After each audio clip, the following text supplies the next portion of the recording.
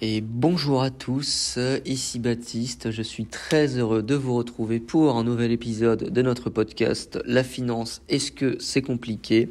Et aujourd'hui nous allons nous intéresser à la gestion multinationale du fonds de roulement. Donc commençons par dire que les multinationales immobilisent des fonds lorsqu'elles investissent dans leur fonds de roulement qui comprend des actifs à court terme tels que les stocks, les comptes clients et les liquidités. Et elles vont tenter de gérer leur fonds de roulement en conservant suffisamment d'actifs à court terme pour soutenir leurs activités. Et si la société mère d'une multinationale est au courant de la situation du fonds de roulement de chaque filiale, elle peut être en mesure de transférer des fonds de roulement d'une filiale à l'autre afin de résoudre des déficits temporaires dans l'une ou l'autre des filiales. En ce qui concerne la dépense des filiales, donc il faut commencer par les sorties de fonds effectuées par la filiale pour l'achat de matières premières ou de fournitures. Et donc la filiale aura normalement plus de difficultés à prévoir les sorties de fonds futurs si ces achats sont internationaux plutôt que nationaux, et cela en raison des fluctuations des taux de change. Par conséquent, l'entreprise peut souhaiter maintenir un stock important de fournitures et de matières premières afin de pouvoir puiser dans son stock et réduire ses achats en cas d'appréciation de la monnaie de facturation. En ce qui concerne les recettes des filiales, si les filiales exportent leurs produits, le volume de leurs ventes peut être plus volatile que si les produits étaient vendus uniquement sur le marché intérieur. Et cette volatilité peut être due à la fluctuation du taux de change et de la devise de facturation. Si les marchandises étaient vendues sur le marché intérieur, les fluctuations du taux de change n'auraient pas d'impact direct sur les ventes, bien qu'elles aient un impact indirect puisque les fluctuations influencent les prix payés par les clients locaux pour les marchandises vendues sur le marché intérieur.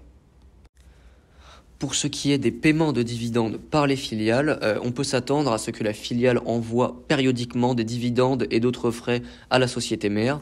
Donc ces frais peuvent représenter des redevances ou des charges pour les frais généraux encourus par la société mère dont bénéficie la filiale. Il peut s'agir par exemple de frais de recherche et de développement encourus par la société mère qui améliorent la qualité des biens produits par la filiale. Et quelle qu'en soit la raison, les paiements effectués par la filiale à la société mère sont souvent nécessaires. Maintenant, intéressons-nous à la gestion des liquidités de la filiale. Donc après avoir comptabilisé tous les paiements de sortie et d'entrée, la filiale se retrouve avec un excédent ou un déficit de trésorerie et elle utilise la gestion des liquidités pour investir ses excédents de trésorerie ou emprunter pour couvrir ses déficits de trésorerie. Si elle prévoit un excédent de trésorerie, elle doit déterminer comment l'utiliser. Donc elle peut investir en devises étrangères et cela peut être parfois intéressant, mais le risque de change rend le rendement effectif incertain. Et la gestion des liquidités est un élément essentiel de la gestion du fonds de roulement d'une filiale et les filiales ont généralement accès à de nombreuses lignes de crédit et à des facilités de découvert dans différentes devises. Penchons-nous à présent sur la gestion centralisée des liquidités. Donc la gestion de la trésorerie est un élément clé de la gestion du fonds de roulement. Donc les entreprises multinationales ont d'importantes entrées et sorties de trésorerie dans différentes devises. Et une entreprise multinationale peut avoir des excédents de trésorerie constants pour certaines devises chaque mois et des déficits constants pour d'autres devises.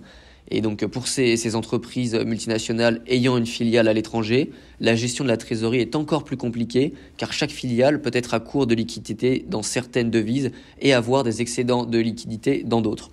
Donc la direction de chaque filiale peut naturellement se concentrer sur la gestion de sa propre trésorerie. Toutefois, une telle gestion décentralisée n'est pas optimale car elle obligera l'entreprise multinationale dans son ensemble à maintenir un investissement en liquidité plus important que nécessaire. C'est pourquoi ces entreprises multinationales ont donc généralement recours à une gestion centralisée de la trésorerie afin de mieux contrôler et gérer les flux de trésorerie entre la société mère et ses filiales et entre les filiales entre elles. Donc ce rôle est essentiel car il peut souvent profiter à des filiales individuelles qui ont besoin de fonds ou qui sont trop exposées au risque de change. Et bien voilà, c'est déjà la fin de cet épisode. Vous êtes désormais des experts sur la gestion multinationale du fonds de roulement. J'espère que cet épisode de La Finance, est-ce que c'est compliqué, vous a plu. On se retrouve très bientôt pour un nouvel épisode. C'était Baptiste, je vous embrasse, ciao.